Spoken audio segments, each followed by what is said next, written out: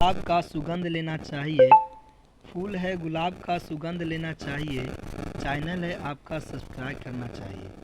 तो दोस्तों Newton classes में आप सभी का स्वागत है। तो दोस्तों आज हम बात करेंगे 12th क्लास के ज्योग्राफी सेट प्रैक्टिस थ्री के बारे में। तो दोस्तों सेट प्रैक्टिस के थ्री के फर्स्ट नंबर क्वेश्चन है कि 2006 में विश्व की कितनी प्रतिशत आबादी नगरीय थी? 40, 50, 60, 70। तो दोस्तों विश्व की कितनी प्रतिशत आबादी नगरीय थी? तो दोस्तों 50%। ऑप्शन बी हो जाएगा राइट आंसर। तो आइए दोस्तों question number two number question है कि 2011 की जनगणना के अनुसार भारत का लिंगानुपात है 950, 930, 943, 960। तो दोस्तों 2011 के जनगणना के अनुसार भारत के लिंगानुपात है 943। ऑप्शन सी हो जाएगा राइट आंसर। क्वेश्चन नंबर 3, निम्नांकित में से कौन भाषा आर्य भाषा वर्ग में नहीं आता है? उड़ीसा, बंगाली, तेलुगु, असमिया। तो दोस्तों बताइए वह कौन सा भाषा जो है आर्य भाषा वर्ग में नहीं आता है? वह दोस्तों भाषा जो है वो तेलुगु भाषा है। ऑप्शन सी हो जाएगा राइट आंसर। क्वेश्चन नंबर 4, एक स्थान से दूसरे स्थान पर लोगों का स्थानांतरण क्या कहलाता है?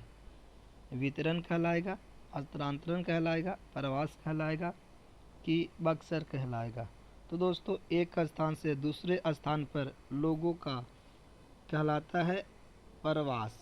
दोस्तों क्या कहलाएगा? प्रवास। ऑप्शन सी हो जाएगा right answer. Question number 5, Bharat के कितने लोग 110 देशों में फैले हुए हैं? 1 करोड़, 2 करोड़, 3 करोड़, 4 करोड़।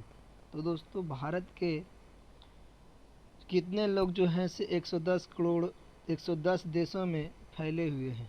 तो दोस्तों ऐसे लोग जो है वो 2 करोड़ जो हैं जो 110 देशों में फैले हुए हैं। क्वेश्चन नंबर 6 नंबर क्वेश्चन है कि भारत के किन राज्य में मानव विकास सूचकांक निम्नतम है? आंध्र प्रदेश, असम, हिमाचल प्रदेश, बिहार।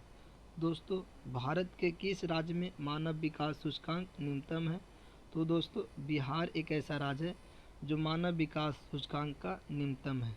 ऑप्शन डी हो जाएगा right answer. Question number 7 number question है कि मानव विकास सूचकांक में भारत के निम्नलिखित राज्यों में किस एक की कोटि उच्चतम है? केरल, तमिलनाडु, पंजाब, हरियाणा। तो आप लोग जानते होंगे मानव विकास के सूचकांक में भारत की राज्यों में सबसे उच्चतम कोटि जो है वो केरल का है। तो ऑप्शन ए हो जाएगा राइट आंसर।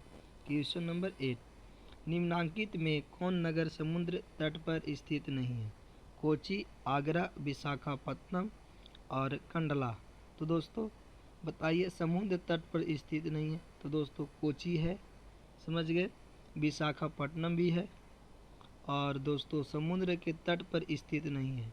तो दोस्तों ये आगरा स्थित नहीं है और कांडला स्थित नहीं है। तो इसका राइट आंसर जो होना चाहिए 2 गो होना चाहिए। ऑप्शन बी भी सही है, ऑप्शन डी भी सही है, क्योंकि आगरा भी समुद्र के तट के किनारे थोड़ी स्थित है, समझ गए। तो ऑप्शन 2 गो इसमें है। चलिए कोई दिक्कत नहीं है, एक आध बार मिस्टेक होते रहता है। गाजियाबाद एक उदाहरण है प्राचीन नगर का, सैटेलाइट नगर का, मध्यकालीन नगर का, आधुनिक नगर का।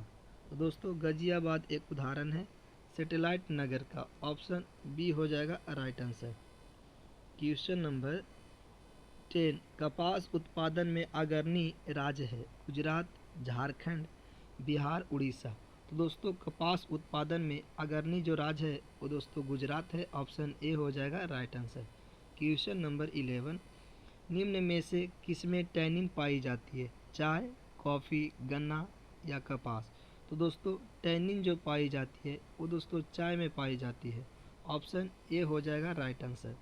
क्वेश्चन नंबर 12, निम्न में से कौन दक्षिण भारत की नदी है? गंगा, हुगली, दामोदर, कृष्णा।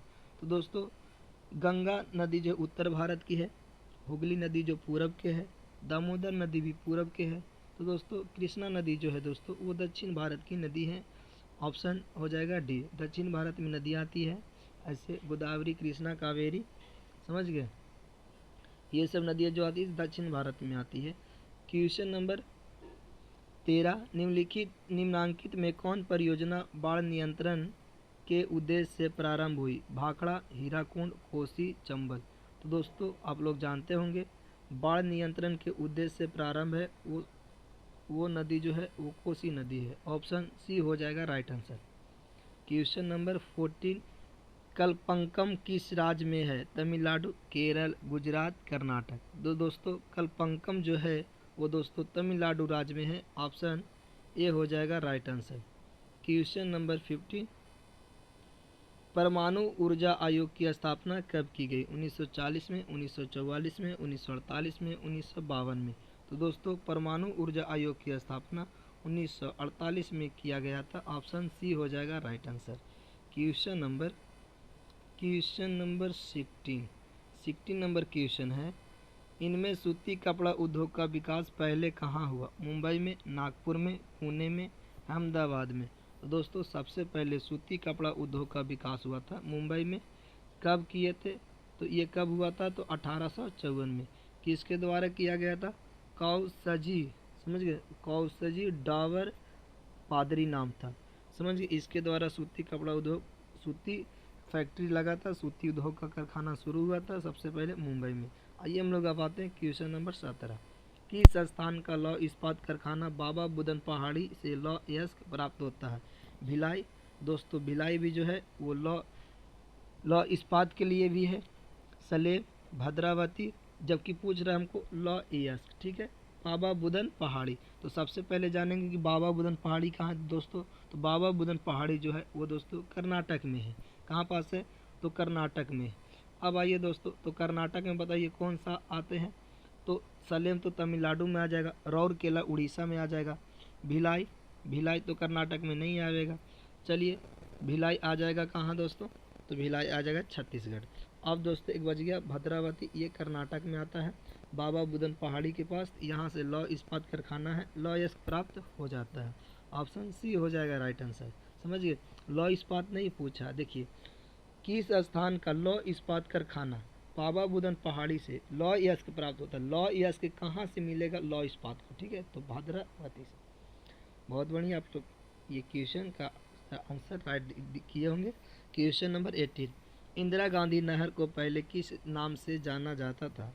बीकानेर नहर, राजस्थान नहर, जोधपुर नहर, जैसलमेर नहर। तो दोस्तों बताएंगे इंदिरा गांधी नहर को पहले किस नाम से जाना जाता था? वो दोस्तों राजस्थान नहर के नाम से जाना जाता था। ऑप्शन बी हो जाएगा right answer. Question number 19, Bharmour जनजाति क्षेत्र में विकास की प्रक्रिया किस दशक में शुरू हुई? 1950 के, 1960 के, 1970 के, कोई नहीं। तो दोस्तों भरमौर जनजाति क्षेत्र में विकास की प्रक्रिया जो है 1970 के दशक में शुरू हुआ था। तो ऑप्शन सी हो जाएगा right answer. Question number 20 number question है, किस पंचवर्षीय योजना की अवधि 2007 से 12 है? 9वीं, 10वीं, 11वीं या 12वीं? तो दोस्तों बताएंगे किस पंचवर्षीय योजना की अवधि 2007 से 12 है? तो दोस्तों यह 11वीं पंचवर्षीय योजना का अवधि है। क्वेश्चन नंबर 21 नंबर क्वेश्चन है कि हजीरा विजयपुर जगदीशपुर पाइपलाइन का हजीरा अवस्थित है। तो दोस्तों हजीरा जो अवस्थित है बताएंगे मध्य प्रदेश में, उत्तर प्रदेश में, गुजरात में, बिहार में। तो दोस्तों हजीरा जो उपस्थित है वो दोस्तों गुजरात में है। ऑप्शन सी हो जाएगा राइट आंसर। क्वेश्चन नंबर आएंगे हम लोग 22, कोंकण रेलवे की स्थापना कब हुई? गुजरात, गोवा, महाराष्ट्र, कर्नाटक। तो दोस्तों कोंकण रेलवे की स्थापना जो हुआ था वो दोस्तों गोवा में हुआ था। ऑप्शन बी हो जाएगा राइट आंसर। हालांकि महाराष्ट्र होकर भी ये जाता है, समझ गए, लेकिन ये कोंकण रेलवे की मुख्यालय पूछेगा दोस्तों तो हम लोग महाराष्ट्र मारेंगे, लेकिन कोंकण रेलवे की स्थापना पूछेगा तो हम लोग गोवा मारेंगे। ठीक है, अब हम लोग आते हैं क्वेश्चन नंबर 23, इनसैट का संबंध है उपग्रह से, वायु परिवहन से, प्रदूषण से या सर्वेक्षण से? तो दोस्तों इनसैट का जो संबंध है वो दोस्तों उपग्रह से। ऑप्शन ए हो जाएगा राइट आंसर। आइए क्वेश्चन नंबर 24। 2006-07 में भारत का सबसे बड़ा व्यापारिक साझेदार देश कौन था? ब्रिटेन, अमेरिका, चीन, जर्मनी। तो दोस्तों 2006 से 7 में भारत का सबसे बड़ा व्यापारिक साझेदार देश कौन था? वो दोस्तों वह देश जो था वो अमेरिका था। ऑप्शन बी हो जाएगा राइट आंसर। Question number 25। आजकल भारत का सबसे बड़ा व्यापारिक साझेदार कौन है? यूरोपीय संघ, अफ्रीकी संघ, एशिया और आसियान, अरब देश।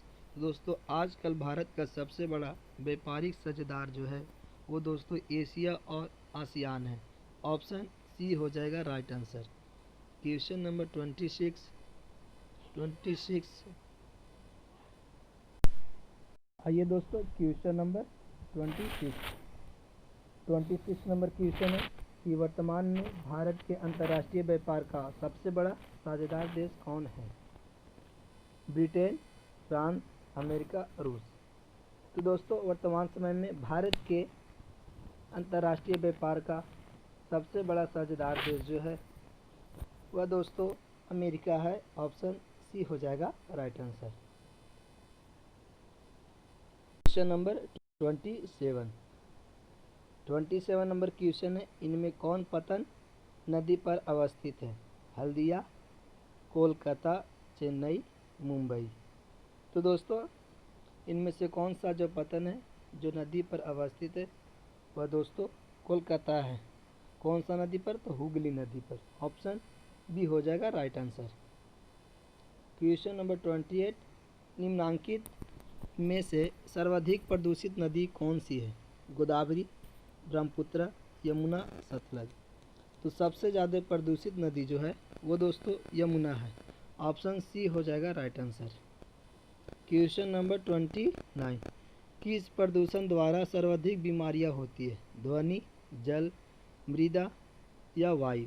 तो दोस्तों सबसे ज़्यादा हम लोग की बीमारियां जो होती है वो जल प्रदूषण द्वारा होती है। ऑप्शन बी हो जाएगा राइट आंसर। Question number 30। गरीबी का सबसे कम अनुपात किस राज्य में है? पंजाब, हरियाणा, जम्मू कश्मीर, उड़ीसा। तो दोस्तों गरीबी का सबसे कम अनुपात जो है वो दोस्तों पंजाब राज्य में है। ऑप्शन ए हो जाएगा राइट आंसर। आइए क्वेश्चन नंबर 31 नंबर क्वेश्चन है, सिंचित क्षेत्रों में मृदा निम्नीकरण का मुख्य कारण है? वायु अपरदन, अवनालिका अपरदन, सिल्ट का जमाव या मृदा लवणता। दोस्तों सिंचित क्षेत्रों में मृदा निम्नीकरण का मुख्य कारण जो है वो मृदा लवणता है, यानी कि ऑप्शन डी हो जाएगा राइट आंसर। आइए दोस्तों क्वेश्चन नंबर 32। निम्नलिखित रोगों में से कौन वायुजन्य नहीं है? श्वसन संक्रमण, नेत्र संश्लेषमा शोथ, अतिसार, श्वसनीय शोथ। दोस्तों रोगों में से कौन वायु जन्य नहीं है? तो दोस्तों वह दोस्तों अतिसार है। ऑप्शन सी हो जाएगा राइट आंसर। Question number 33। अम्लीय वर्षा का कारण है भूमि प्रदूषण, वायु प्रदूषण, जल प्रदूषण, ध्वनि प्रदूषण। तो अम्लीय वर्षा का कारण जो है वायु प्रदूषण है। ऑप्शन बी हो जाएगा राइट आंसर। Question number 34। निम्नांकित में से कौन सा कारण जल प्रदूषण के लिए सर्वाधिक रूप से उत्तरदायी है? वन विनाश, घरेलू अपवर्जक, औद्योगिक अपशिष्ट, कृषि बहिर्वाह। दोस्तों कौन सा कारण जल प्रदूषण के लिए सर्वाधिक रूप से उत्तरदायी है? वो दोस्तों औद्योगिक अपशिष्ट। ऑप्शन सी हो जाएगा राइट आंसर। क्वेश्चन नंबर आखिरी और ये लास्ट क्वेश्चन, भारत का सबसे कम आयात होता है? पूर्वी यूरोपीय देशों से, सार्क देशों से, यूरोपियन आर्थिक समुदाय से, ऑस्ट्रेलिया से। दोस्तों सबसे ज़्यादा कम आयात जो होता है पूर्वी यूरोपीय देशों से। ऑप्शन ए हो जाएगा राइट आंसर। दोस्तों आज की वीडियो बस यहीं तक, मिलते हैं नेक्स्ट वीडियो में। जय हिंद, जय भारत।